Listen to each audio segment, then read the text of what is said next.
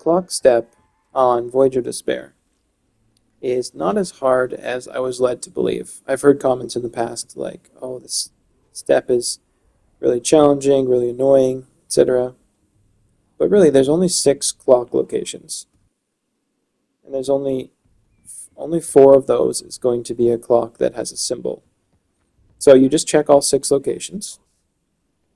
You can either check the clock itself or the associated symbol location. If you see a symbol, then that's fine. You can just record whatever the numbers show on the clock.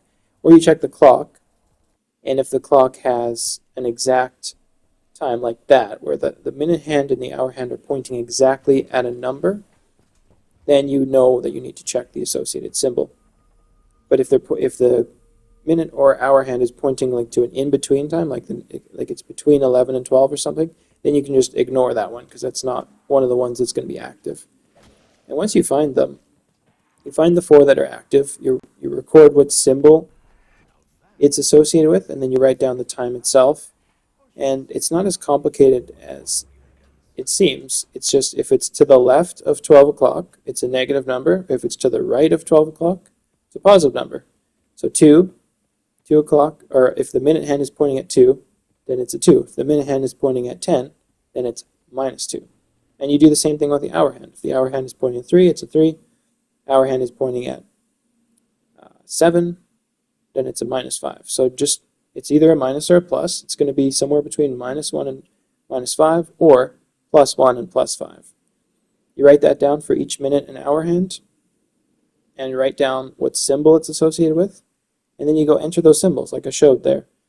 And once you've written it down and you make a note of which symbol gets entered where, it becomes very easy. I already know the order to enter the symbols when you're in the on the bridge, because I have a note in my phone and I can tell which order I need to do it in.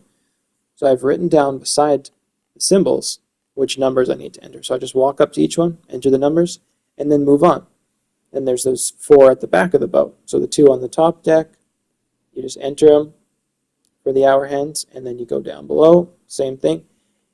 You just need to memorize which which dial you need to enter it on. Because that's the tricky part with the hour hands, is there's a lot of different dials in the bottom of the ship, and you just have to remember which 2 of those it is.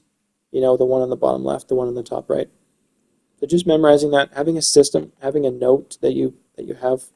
Like I said, I have a note in my phone that tells me which one is which. So all I need to do is look at the 6 clocks, write down my numbers, and then I go and enter them. So really this step, it's another one of the steps that's hard to learn, but very easy to master.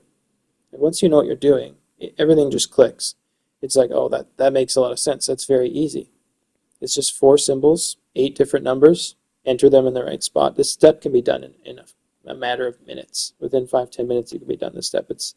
It's not really hard, and you don't have to worry about the zombie chasing you because you don't have to take very long to look at the clock. You take about 2 seconds, write down what the numbers are, and then you move on.